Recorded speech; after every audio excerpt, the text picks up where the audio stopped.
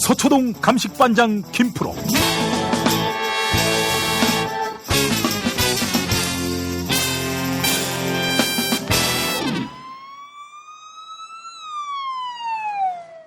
자, 김프로 나와 계시죠? 네, 안녕하세요. 김프로입니다. 예, 그래요. 그 양승태 지금 계속 부인하고 있어요. 모른다, 아니다, 밑에서 알아서 한 것이다. 이렇게 일관되게 밀고 가면은 뭐 희망이 보입니까? 굉장한 법리적으로 다툼이 치열하게 이제 있을 거거든요.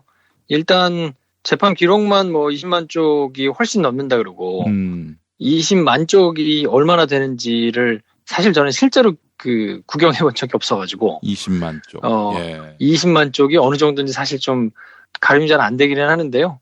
어쨌든 상당히 오래 걸릴 겁니다. 예. 재판이 오래 걸릴 거고, 오래 걸리는 거하고 상관없이 아마 가장 법리적으로 밝은 사람들이 뭐 피고인 당사자이기도 하고 그 주변에서 보조하는 사람들도 상당히 실력이 있을 거기 때문에 뭐 각종 초식, 여태까지 뭐 듣도 보도 못한 법률 용어가 아마 남발할 거고, 이런 뭐 개념부터 시작해가지고 하여튼 복잡한 시간이 꽤 오래 지속이 될 거라고 미리 생각을 하시면 될 것 같고요. 근데 뭐 그렇다 하더라도 일반 사람들이 그거에 다 관심을 가져가지고 가기는 사실은 쉽지 않을 거란 말이에요. 예. 근데 마음을 약간 비우고 그냥 큰 틀에서 어떻게 진행되고 있는지만 맥만 좀 잡아가지고 지켜보시면 되지 않을까 싶고, 이제 뭐 양승태 전 대법원장 같은 입장에서는 어쨌든 무죄 판결을 많이 받아야 되죠. 뭐 예. 지금 40개가 넘는 혐의가 본인한테 적용이 됐잖아요. 예. 그 중에서 상당 부분 많은 이제 건수를 무죄를 받는 것이 목표일 텐데, 그렇다고 해서 전부 무죄가 나올 가능성은 적기 때문에 예. 설사 전부 무죄가 나온다 하더라도 본인의 뭐 신뢰가 완전히 회복되거나 그러기는 어렵기 때문에 상징적으로는 큰 의미는 없다고 보는데요. 그래도 어쨌든 분명히 말씀드릴 수 있는 거는 각종 듣도 보도 못한 초식과 뭐 개념과 뭐 이런 것들이 아마 남발되면서 상당히 오랜 기간 재판이 진행될 것이다. 그것만은 분명히 보입니다. 그래요. 양승태에게 지금 목표는 무엇일까요? 형량을 줄이는 거? 뭐 일단 무죄를 받아야죠. 자기는 아마 그렇게 확신하고 있을 거예요. 왜냐하면 죄목 자체도 무슨 이제 이명박이나 박근혜처럼 돈과 관련돼 있는 것들이 부도덕한 것들이 딱 떨어지게 나오면 그거는 이제 물증도 있고 뭐 이런 것들이 있으면 굉장히 본인한테 불리하거든요. 양형도 세고. 근데 지금 뭐 직권남용 권리행사 방해 뭐 이런 것들은 누누이 말씀드렸지만 유죄가 그렇게 많이 확률이 높은 범죄 행위도 아닌데다가 그리고 이게 하여튼 인정되기가 그렇게 쉽지 않은 면이 있으니까 오히려 본인한테는, 양승태 본인한테는 그래도 어쨌든 한 가닥 희망이 좀 있다고 볼 거예요. 이게 내가 법관 생활을 지금 30년 넘게 했는데 이렇게 해가지고 봤을 때 이걸로 유죄 나온 게 그렇게 많지 않은데 내가 이걸로 이렇게 중죄인처럼 와 있는 게 말이 되느냐, 굉장히 억울하다, 이렇게 생각할 가능성이 제가 보기에는 훨씬 높습니다. 그러니까 뭐 재판을 불공정하게 하고 뭐 사법부의 독립을 해쳐가지고 굉장히 부끄럽고 치욕스럽다 이렇게 뉘우치고 있을 것보다는 제가 보기에는 아니 이렇게 많이 유죄가 나오지도 않고 이런 걸로 나를 엮어가지고 내가 이렇게 억울하게 지금 옥살이를 하고 있어? 라고 생각할 가능성이 매우 높아서 그 본인의 생각을 뒤집거나 바꾸거나 그러기는 제가 보기에는 어려울 것 같고 그게 뒤집어질 사람 같았으면 아예 그렇게 생각을 안 했겠죠. 그러니까 법관의 양심이라는 거의 기준 자체가 일반 국민들이 기대하고 있는 거하고는 굉장히 차이가 크기 때문에 그렇다 그러면 본인한테는 뭐 무죄를 어떻게든 받아야 된다, 받을 수 있다 이러면서 아마 뭐 판례부터 시작해서 온갖 것 다 뒤져가지고 뭐 단단하게 준비를 한답시고 준비를 하고 있지 않을까 하는 생각이에요. 그래요. 아이고 참. 근데 양승태 재판도 보면서 참 느끼는 건데 그렇게 어렵습니까? 사법 적폐청산이. 근데 또 지켜보는 사람들 입장에서는 그래도 조금 믿을 만한 구석은 지금 형사 35부에 배당이 됐는데 예. 박남천 부장판사가 호락호락해 보이지는 않아요. 왜냐면 일단 행정처 경험이 없습니다, 이분은. 그냥 판사가 된 이후로 계속 재판만 하신 분이에요. 예, 예. 그러니까 법원을 크게 기능으로 두 개로 구분을 한다 그러면 재판하는 것과 행정하는 것 이렇게 나눠지거든요. 예, 예. 재판은 말 그대로 그냥 정말 재판을 하는 것이고 행정하는 것은 이제 재판이 이루어질 수 있도록 사법 행정을 하는 뭐 인사를 담당한달지 뭐 행정을 한달지 아니면 국회를 상대로 뭐 예산을 받아온달지 예산 받아온 걸 어떻게 집행할지 뭐 여러 가지 그런 기능들을 담당하는 게 행정을 하는 것인데 행정을 하는 곳에도 판사들이 이제 파견을 간단 말이에요. 그게 이제 법원 행정처인데 그곳에 파견을 가 있는 동안에는 재판을 안 해요. 그 판사들이. 예. 그러니까 공무원하고 똑같이 그냥 자기한테 맡겨진 보직에 대해서 이제 충실하게 열심히 하는 거거든요. 뭐 기조실 간 사람들은 일반 삼성의 미전실이나 뭐 이런 데처럼 핵심에 있는 보직에서 뭔가 이렇게 하는 뭐 이런 거를 이제 생각을 하시면 되는데 이분은 일단 그런 행정 경험이 전혀 없어요. 계속 재판만 하신 분이에요. 그러니까 그 얘기인즉슨 뒤집어서 나쁘게 얘기하자면 뭔가 이제 고위 법관 뭐 대법관이 되고 막 이렇게 올라가는 거하고는 조금 트랙이 조금 멀다라고 생각을 할 수도 있고요. 왜냐하면 경향신문에서 전수조사한 거에서도 알 수 있듯이 그 박근혜 정부 때 법원 행정처에 갔던 사람이 고등법원 부장판사, 그러니까 이게 대법관을 가는 뭐 길목이라고 여겨지는데 거기 간 사람 비율이 얼마나 되는지 보자 하고 다 찾아가지고 조사를 해보니까 100%였다는 거거든요. 그러니까 행정처를 다녀오면 전부 다 고등법원을 갔다는 거라고 보면 돼요. 예. 근데 그곳을 안 갔다고 봐야 되니까 뭐 대법관이 되거나 이렇게 본인이 시간이 지나면 지날수록 내가 뭔가 이 사법부에서 높은 자리에 올라갈 가능성은 조금 적다라고 생각을 이제 할 수 있었을 텐데 예.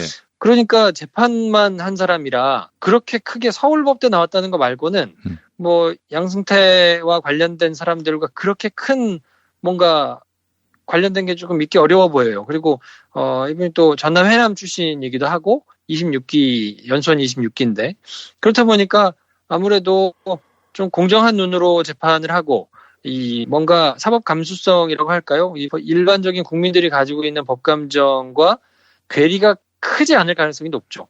아무래도 행정처 경험이 한 번이라도 있고 그래도 본인이 뭔가 나름 좀 잘 나갔던 사람 같으면 뭐 아무래도 그런다고 뭐 이렇게 팔이 안으로 굽는다고 또 그 사람들이 인정도 봐주고 뭐 이렇게 생각을 할 여지가 좀 있을 텐데 예. 이분 같은 경우에는 그럴 가능성은 매우 적어 보인다. 예. 그래서 이제 법대로 그냥 원칙대로 법리대로 재판이 진행될 가능성이 그래도 높아 보이니까 이제 피고인 측에서 방어권 행사를 이유로 뭐 이렇게 해가지고 이제 재판도 좀 길게 느릴 수 있고 뭐 이렇게 할 텐데 그거는 어쩔 수 없다 치더라도 재판을 하는 심판 자체가 뭔가 좀 침대 축구에도 그냥 너그럽게 이렇게 하면서 뭔가 좀 보는 사람 답답하게 그렇게 진행을 할 가능성은 제가 보기에는 없어 보이고요. 예. 최대한 법에 보장된 피고인의 사용할 수 있는 권리 이런 거는 최대한 보장을 하되 아마 재판 결과는 호락호락하게 나오지는 않을 것이다. 예. 뭐 그렇게 보입니다. 지금까지는. 근데 사실은 김명수 대법원장도 30년 동안 재판만 했잖아요. 네. 예. 30년 동안 재판만 한 사람, 뭐 20년 동안 재판만 한 사람 그렇게 신뢰가 안 갑니다. 그게 이제 제가 그래서 방금 전에 그거 두 개를 나눠서 말씀드렸는데 그런 걱정이 있을 수 있죠. 근데 가만히 생각해 보시면 30년 동안 넘게 재판만 했던 김명수 대법원장이 지금 뭘 하고 있는지를 봐야 되는 거예요. 예. 그분이 재판을 하는 게 아니고 지금 그분은 정무적인 판단을 하는 자리에 갔거든요. 예, 예. 그러니까 재판만 하던 양반이 정무적인 판단을 해야 되는 것에 가서 제 역할을 못하고 있는 것은 문제인데 재판만 한 사람이 재판하는 건 별 문제가 없다는 거죠. 그렇죠. 그 양반이 대법원장을 하면 좀 문제였지. 예. 알겠습니다. 사실은 이제 이번에 그 양승태 전 대법원장에 대한 재판, 그래서 재판만 한 판사가 있기 때문에 비교적 공정한 재판이 이루어질 가능성이 높다라고 보셨어요. 지난주에 우리 김프로가 방송에서 했던 말이 지금 판사 세계가 들끓고 있다. 그래서 어떻게든 당분간은 재판으로서 엿을 먹일 가능성이 농후하다. 이렇게 말했는데 박판규 전 판사, 박판규 변호사가 KBS 1라디오 김용민 라이브에 나왔는데 그럴 리는 없다라고 또 얘기한단 말이죠. 그 어떻게 여기에 대해서 반박하시겠습니까? 글쎄요. 그게 이제 사법농단과 관련돼 있거나 뭔가 이렇게 조금 불편한 기사를 내비치는 분들은 예. 전부 판사들 전부가 그렇다는 건 아니고요. 예. 뭔가 이너서클에 있었던 분들은 분명히 그런 기류가 조금 있는 건 사실인 것 같아요. 이제 아무래도 이제 판사 출신이신 분들은 본인이 보고 접한 사람들을 중심으로 해서 이제 판단을 할 테니까요. 근데 저도 이제 뭐 보고 접한 분들을 근거로 해서 판단을 할 수밖에 없잖아요. 근데 제가 이제 경험이 일천합니다만 법조를 출입하면서 만났던 분들의 상당수는 재판을 오롯이 하는 그런 분들보다는 행정처에 계시거나 내지는 행정처 경험이 있으시거나 뭐 이래서 정무적인 판단을 함께 하시는 분들이 기자들을 만나게 될 확률도 높아지잖아요. 아무래도. 예, 그렇죠. 아무래도. 뭐 요직에 있는 사람들이기도 하고 그러니까. 그러니까 그런 사람들을 자리가 바뀌더라도 사람은 바뀌지만 저희는 취재하는 대상은 비슷하니까. 그런 사람들을 쭉 만나가지고 이렇게 취재를 한 것, 또 그걸 바탕으로 해가지고 이렇게 분위기를 조금 감지하고 하면, 야, 이거 일반 사람들이 생각하는 거하고는 조금 너무 차이가 조금 있는 거 아니야? 그걸 뭐 면전에서 제가 얘기를 하면서 대놓고 얘기를 하지는 못하지만 그런 느낌을 받을 때가 왕왕 있단 말이죠. 근데 그런 분들이 여전히 재판을 할 수 있는 권한, 그리고 그 재판이라는 게 뭔가 이 정무적으로 현 정부에 타격이 될 만한 것이 있다고 하면 글쎄요, 저는 영향이 없을 수 없다라고 보거든요. 그게 영향이 없다 그러면 말이 되나요? 이게 물론 이제 위법하게 예전처럼 박근혜 정부 때 막 뒤에서 만나가지고 뭐 짬짬이를 하고 막 이렇게 하는 식으로 나오지 않을 거예요, 절대. 지금은 이제 미치지 않고서야 그렇게 할 수는 없을 텐데 그래도 본인의 재량권에 있고 간접 증거를 가지고 본인이 이렇게 보면 A라고 보면 A라고 볼 수 있고 B라고 보면 B라고 볼 수 있는 사안들이 있을 수 있잖아요. 예. 그런 것에 대해서 이거는 둘 다 열려 있다고 하면 B라고 판단하고 이건 내 소신대로 한 거다라고 해도 아무런 제약이 걸리거나 뭔가 뒤가 털려가지고 위법한 것이 문제될 것이 없다고 하면 저는 그게 영향이 없을 거라고 보는 거는 너무 나이브한 것 같고요. 왜냐하면 지금까지 그런 분들, 그러니까 문제가 있는 판단을 해오신 분들이 주류에 있어서 이 모든 사달이 벌어졌는데 이런 아주 객관적인 물증이 드러나지 않았을 때도 비판하는 얘기에 일관되게 했던 논리가 뭐냐면 법원은 그런 것이 아니다. 그리고 판사들이 그렇게 나이브하지 않다. 예.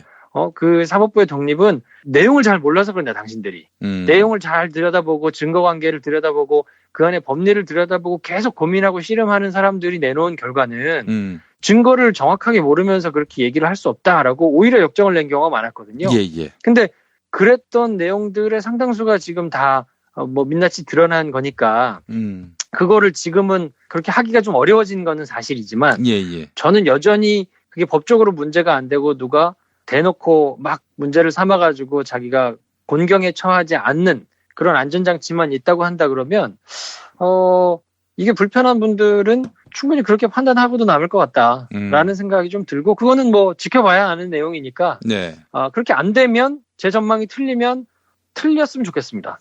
그렇게 되면 훨씬 바람직하겠죠. 근데 글쎄요, 제가 제 경험상으로는 그게 틀릴 확률보다는 중간중간에 뻥뻥 답답하게 막 요란하게 시끄럽지만 그렇다고 딱히 책임을 물을 수는 없는 그런 사건들이 글쎄 올해를 지나면서 그래도 꽤 터져 나오지 않겠나 하는 개인적인 생각은 우려는 좀 가지고 있습니다. 아직. 알겠습니다. 여전히 김 프로가 전직 판사의 이야기에도 불구하고 자신의 생각을 굽히지 않고 있어요. 예, 한번 지켜보도록 하겠습니다. 뭐 그래서 김 프로가 맞으면 맞는 거죠. 뭐 예.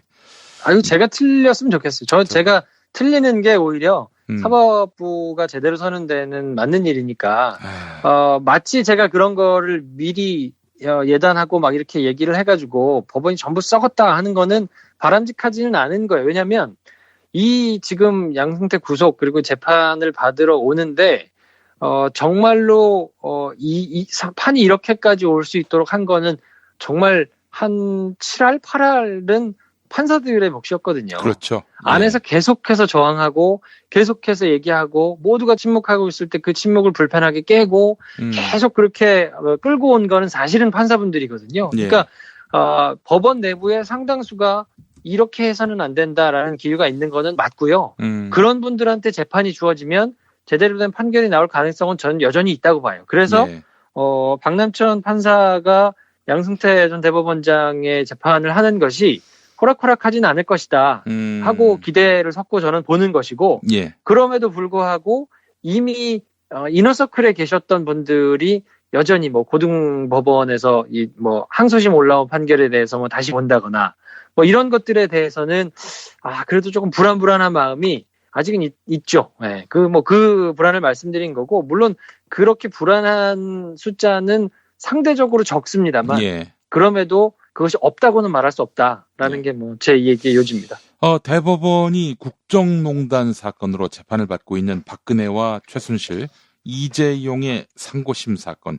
이 대법원만 남긴 거 아닙니까? 둘 다? 네. 그렇죠. 대법원 전원 합의체에 회부했는데 이거는 어떻게 봐야 됩니까? 글쎄, 그거는 이제 여러 가지 증거들이 조금 있고 제가 뭐 전에 말씀드린 거는 시간 문제지 시간이 걸리면 어쨌든 결과는 이재용 부장에게 조금 불리하게 나올 것이다라고 얘기했는데 저는 아직은 그 생각은 여전히 가지고 있어요. 왜냐하면 전처럼 그렇게 막 영향력을 행사하기 쉽지 않은 상황이기도 하고 국민들의 눈이 예전에는 그래도 의혹만 있고 안에 있는 내용들이 다 이렇게 까뒤집어져가지고 그렇게 나오지는 않았거든요. 그러니까 상당수의 사람들이 그래도 설마 법원이 그렇게까지 막장으로 갔겠느냐라는 기대는 모두가 다 하고 있었는데 그 기대가 완전히 산산이 조각났잖아요. 뭐 민낯을 그냥 여실하게 보여주고 전직 대법원장도 뭐 구속이 됐고 이런 상황이기 때문에 대법원에 계신 분들 뭐 재판 연구관부터 시작해서 대법관들을 비롯해서 뭐 재판을 하는 분들이 법리를 가지고 얘기하는 것을 예전처럼 그렇게 그냥 막 자기들 마음대로 안에서 막 이렇게 하기는 쉽지는 않다고 생각하고요. 그래서 시간이 지나면 이재용 부장한테는 불리한 판결이 분명히 나올 수밖에 없다. 그리고 그렇게 해야 맞고요, 사실은. 불리한 판결이 나온다면은 파기환송된다는 얘기죠. 2심이 그 정영식의 판결이었으니까. 그렇죠. 파기환송이 될 가능성이 높다. 파기환송이 돼야 맞죠, 그리고 사실은. 여러 가지로 법리적으로 일치되지 않는 부분이 있거든요. 그러면 그걸로 유죄를 받은 다른 사람들이 문제가 될 수 있기 때문에 물론 이제 그것 자체가 말이 안 되는 건 아니에요. 그렇게 해놓고 그러면 유죄를 받았던 사람들이 뭐 나중에 다시 보상을 받거나 뭐 이런 이제 뭐 창구가 아예 없는 건 아니지만 그래도 이 사건 같은 경우는 그렇게 될 이유가 법리적으로 보면 별로 없기 때문에 뭐 그 자세한 내용은 전에도 이제 말씀을 저는 드렸습니다만 파기환송될 가능성이 저는 여전히 높다고 생각합니다. 알겠습니다. 그러면 박근혜 거는 인용이 될까요? 2심? 뭐 그것도 뭐 지켜봐야 될 텐데. 지금 사실은 박근혜한테는 불리하고 이재용에게는 유리하게 2심에서 판결 났던 거 아닙니까?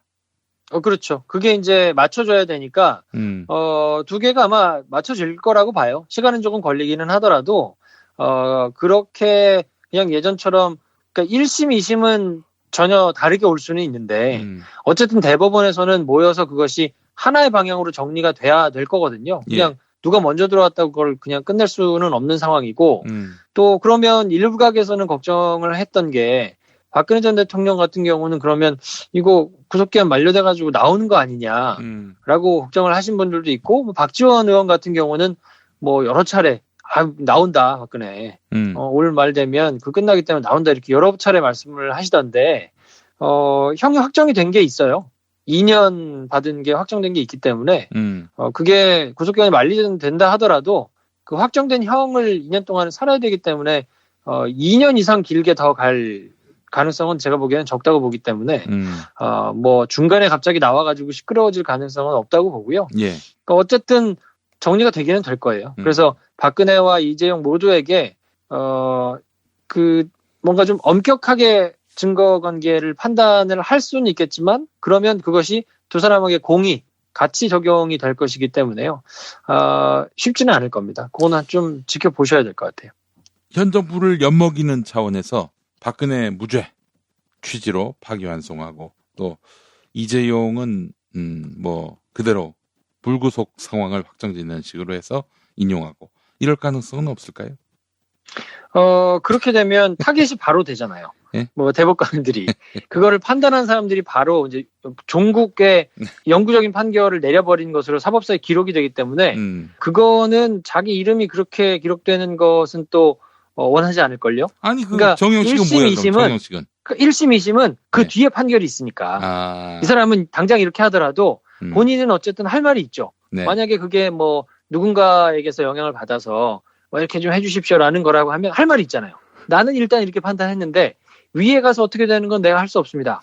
라고 판단을 던질 수 있고 그리고 그게 나중에 가가지고 다시 바로잡혀서 파기환송돼가지고 할 수는 있으니까 상대적으로 부담은 좀 덜하죠. 그리고 그것이 내가 그렇게 판단을 했다고 해서 법리에 아주 어긋나지 않고 내 나름의 해석을 한 것이라고 하면 그거에 대해서는 누가 제대로 보완을 하도록 돼 있는 것이니까 그건 나중에 가서 파기환송이 되는지 파기환송이 되면 그때 재판부가 어떻게 판단하는지를 볼 일이니까 놔두어서 그냥 지나가게 되는 것이지만 대법원이 만약 끝내버리면 그러면 그 사람들이 그 판단을 한 것이 영원히 기록에 남는 것인데 이렇게 조율이 안 된 채로 그렇게 할 수는 없고요.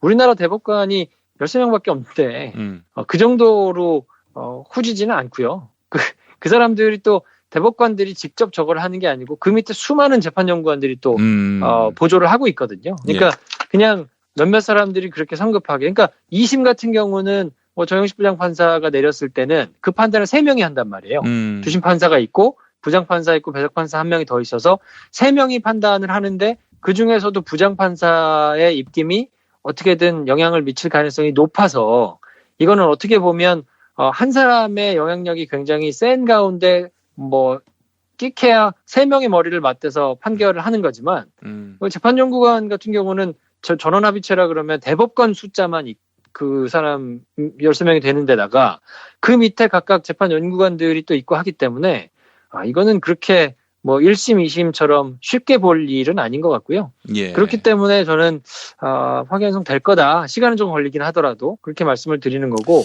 이게 만약에 파기환송이 안 된다 그러면 네. 그럼 진짜 우리나라 법원 문제가 좀 심각한 거죠.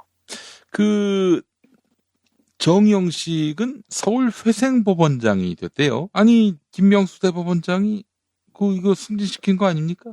근데 아마 내부적으로 보면 그러니까 김명수 대법원장 같은 경우는 뭐 행정처 경험도 없고 본인이 이너서클에 있던 사람이 아니었기 때문에 아마 굉장히 손발이 다 잘려나간 느낌일 거예요. 안에서 자기를 지지해주는 사람이 있을 가능성도 좀 적고 특히나 이제 만나는 사람들이 주로 다 행정처에 있는 굉장히 높은 사람들일 텐데 그 사람들의 기류는 좋지 않을 거거든요. 뭐 옳은 소리 하거나 이런 사람들이 거의 없을 거거든요. 그러니까 그 안에서 자기가 뭔가 이렇게 영향력을 행사할 수 있는 가능성이 굉장히 적을 것이고 또 뭐 지금 같은 경우에는 대법원장이 개별 판사의 그 뭐 인사 이런 거를 좌지우지하고 티나게 좌지우지하고 이렇게 할 수가 없을걸요? 그렇게 했다 그러면 그 반대 세력이 반드시 그걸 또 문제 삼아가지고 크게 공격을 할 여지가 있을 거기 때문에 마음에 안 드는 사람이라 하더라도 그 인사를 막 좌지우지해서 하기에는 그런 리더십을 가진 사람이라고 하면 지금 이렇게 답답하게 모든 사람들한테 욕을 먹지 않겠죠. 근데 그런 수완이 딸리기 때문에 욕을 먹는 것인데 그렇기 때문에 역으로 본인이 뭔가 이렇게 좀 마뜩치 않은 게 있어도 딱히 자기가 이렇게 뭔가를 잘 못할 거예요. 그래서 그런 거라고 보시면 될 것 같고요. 그게 김명수 대법원장의 능력 부족이라고 보고 능력이 부족하다고 욕을 할 수는 있지만 예. 능력이 부족해가지고 그렇게 나온 것을 그 사람이 뭔가 의도를 가졌다고 욕을 하는 거는 조금 앞뒤가 안 맞는 얘기인 것 같아요. 아니 그래도 그렇지 그 진짜 최악의 판결이었는데 또 3심 가서 뒤집힐 확률이 대단히 높은데 아니 그런 인간 또 조선일보하고 인터뷰한 거 아닙니까? 자기 판결에 대해서 누가 봐도 사법개혁을 지향하는 현 정부와 뭐 노선이나 뭐 철학이 완전히 다른데 그런 인간을 회생법원장 시켜요? 회생시키는 겁니까? 그러니까요. 근데 그게 그렇다고 그 자리를 그러면 다른 사람을 바로 대체할 사람이 있느냐? 지금 이너서클에 있었던 사람들을 다 모가지를 댕글댕글 자를 수 있느냐. 그것도 이제 뭐 절차와 원칙 이런 것들이 있으니까, 저도 답답하기는 합니다만, 불행이죠, 어떻게 보면. 그런 사람들이 여전히 남아가지고, 거대한 영향력을 휘두를 수 있는 자리에 있다는 것이 참 마음 아픈 일이기는 한데, 시간이 좀 걸릴 수밖에 없으니까 그 부분에 대해서는 그냥 차근차근 뭔가 나오는 대로 그래서 탄핵 절차도 제대로 밟아야 되고 뭐 그런 것들을 해야 되는데 또 자유한국당이 저렇게 또 반대하고 있잖아요. 그러니까 그 사실은 좀 여러모로 쉽지는 않아서 사법개혁이라는 게 그냥 단박에 단칼에 모든 게 다 정리될 수 있으면 얼마나 좋겠습니까만은 그런 일이 아니기 때문에 이 적폐 세력을 형사처벌을 받게 만드는 것이 이 뇌수술에 해당한다고 하면 그 나머지 이제 건강한 몸을 만드는 일은 일단 뇌수술 끝나고 회복실에서 회복하고 그 다음에 상처가 아물고 그러고 난 다음에 좋은 음식 먹으면서 열심히 운동하고 그래서 나쁜 것들을 다 배출해내야 가능한 것이니까 그게 다 완성이 되려 그러면 상당 시간이 흘러야 된다. 그건 어쩔 수 없는 것 같고 네. 그동안에 여러 가지로 부작용이 나고 좀 짜증나고 하는 것들은 견디는 수밖에 없다. 그게 이제 우리의 불행이긴 하지만 맞닥뜨린 현실인 것 같아요. 차문호 판사가 김경수 2심을 맡았단 말이죠. 네. 차문호 부장판사. 어떻게 보세요? 이거는 뭐 컴퓨터 추첨에 의한 것이라고 하지만은 참. 그렇기는 한데 저는 개인적으로는 조금 좀 불안하기는 합니다. 그러니까 이 불안하다는 말씀이 그분도 이제 행정처에서 뭐 사법등기국장 뭐 이런 거 이제 역임을 했었거든요. 근데 이 뭔가 판단을 하는 게 법과 원칙에 따라서 이렇게 소신 있게 판단을 하시는 분인가 잘 모르겠어요. 그래서 여전히 답답할 수 있는 가능성이 조금 있다 하는 거는 근데 드러내놓고 막 이렇게 하지는 못할 텐데 만만치는 않을 거라고 생각합니다. 조금 저는 우려 섞인 시각으로 좀 보고 있습니다. 글쎄 말이에요. 그러니까 그 사법농단 세력하고 가까우니까 그 상고법원을 반대했던 차성환 판사한테 가서 설득하라 이런 명을 받은 거 아니에요. 차문호 부장판사가 사촌형인 차성환 판사 찾아가서 설득하라 이런 명령을 양승태 쪽으로부터 받았던 거고 그 설득했습니까? 그래서? 그게 뭐 이제 명시적으로 드러나진 않았는데 저는 뭐 충분히 하지 않았을까. 근데 뭐 그거를 이제 또 사촌형이기도 하고 하니까 야, 자 그만해라. 뭐 하는 거냐. 뭐 이렇게 하면서 너한테도 안 좋아 임마. 뭐 이렇게 하면서 얘기를 충분히 하지 않았을까 싶은데 그거를 뭐 그렇게 설득을 받았다고 하더라도 차성환 판사가 그걸 뭐 대놓고 얘기하거나 그러질 가능성은 없기 때문에 드러나지는 않겠지만 전 뭐 충분히 가능성이 있었다고 봐요. 그래요.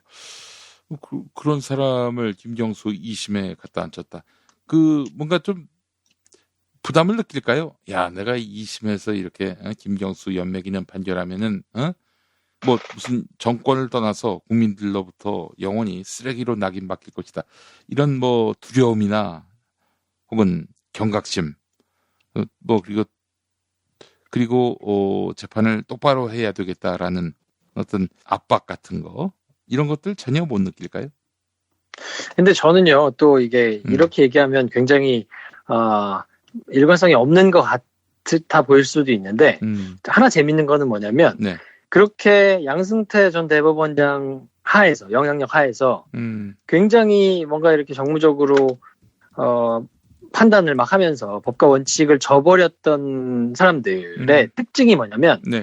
자기의 이익을 위해서 모든 거의 중심이 자기의 이익에 있거든요. 그러니까 나의 이익을 위해서 뭐 이까지 법과 원칙쯤이야 다 이렇게 뭐 일단 제껴두고 할 수 있다라고 했던 분들이잖아요. 예. 안 좋게 얘기하면. 예. 그러니까 만약에 그런 사람에 속한다 하면 지금 상황이 이렇게 바뀌었을 때 나의 이익에 부합하는 것이 어떤 것인가를 놓고 판단을 할 텐데 그렇게 되면 오히려 우리가 우려하고 있는 결과와는 정반대의 굉장히 엄한 판결이 나올 수도 있다고 봐요, 저는. 역으로. 그래서 지금 우리가 걱정하는 거는 1심 판결이 여러 가지로 약간 말도 안 되는 이례적인 판단이 나왔는데 이게 뭔가 불만을 품은 세력들이 계속해서 이거를 그냥 2심에서도 유지를 하면 어떡하지? 라는 걸 걱정하고 있는 건데 그렇죠. 본인의 이익에 부합하게만 생각을 한다 그러면 가만히 있어봐라. 이게 금방 뒤집힐 것 같으면 그걸 계속 유지하는 게 본인한테 이익이겠지만 그렇게 해가지고 내가 전 국민적으로 쓰레기 판사가 되느니 이거는 그냥 1심 거를 뒤집어 버리면 환호도 받고 아니 법리적으로도 전혀 부담스러운 게 아니잖아요. 아, 그렇죠. 그러니까 이거는 법대로 판단을 했으면 이례적인 판단이 1심에서 나온 거니까 그렇죠. 이거는 무리한 판단이었다. 법대로 판단했다 하면 국민적으로도 영웅 대접받고 그리고 또 법대로도 문제가 없으면 그리고 또 과거에 자신이 양승태와 가까웠다라는 그런 이력을 털어낼 수도 있고. 그러니까요. 그러면 이건 일타 몇 피예요? 그러면 그렇게 보고 우리가 우려하는 거와는 완전 반대 판결이 나올 가능성도 저는 상당히 높다고 봐요.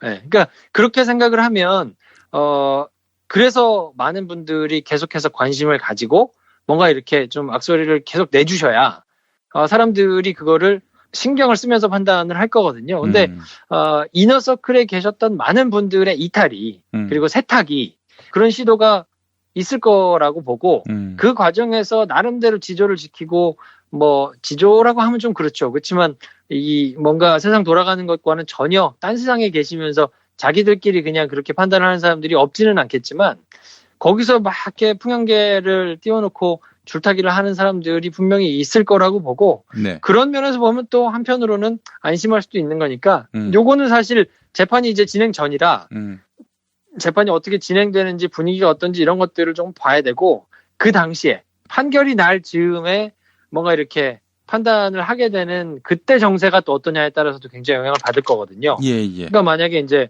뭐 총선을 앞두고 이제 정치권의 뭐 이제 혹은 현 정권의 지지율이 어떻게 되느냐, 뭐 전반적인 여론의 분위기가 어떻게 되느냐 이런 거에 따라서도 영향을 받을 거기 때문에 그거는 속단하기는 이르고 두 가지 가능성을 다 가지고 있으니까 조금 상황 돌아가는 걸 한번 좀 지켜보면 그때 만약에 정권의 뭐 남북관계라든지 여러 가지 이런 것 때문에 정권의 지지도가 굉장히 높고 자유한국당이 굉장히 헛발질을 많이 하면서 뭐 하여튼 뭐 지탄을 받고 있고 뭐 전 국민적인 분위기도 양승태 전 대법원장이 완전히 그냥 뭐 곤두박질 치는 막 자승자박하는 이런 것들이 나와가지고 뭐 인기가 완전히 땅에 떨어지고 뭐 이런 상황이면 거기서 굳이 예전에 자기가 모셨다고 하더라도 예. 그를 지키기 위해서 본인이 그런 위험을 모두 감수하는 방향으로는 절대 안 갈걸요. 그러니까 그거는 정세가 어떻게 되는지를 한번 조금 지켜보시는 게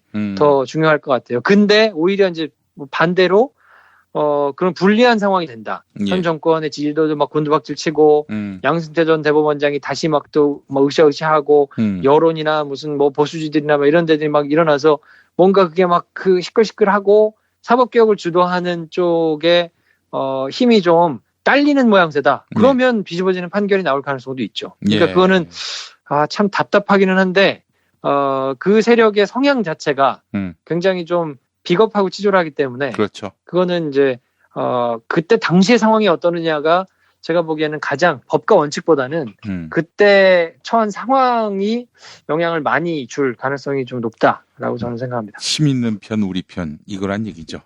예. 그럼요. 네. 알겠습니다. 그건 분명합니다. 일단 이번에 차문호 판사 여러 가지로 외부의 시선이 따갑기 때문에 김경수 2심에서는 워낙 1심이 말도 안 되는 판결이었으니까 2심 가서는 제대로 된 판결을 할 수도 있을 것이다.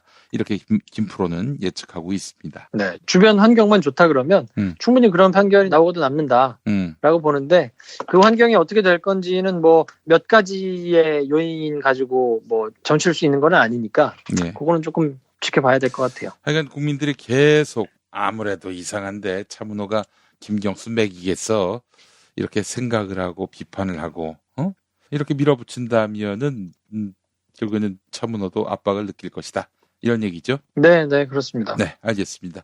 자, 김프로 오늘 말씀 잘 들었습니다. 네, 다음 주에 뵙겠습니다.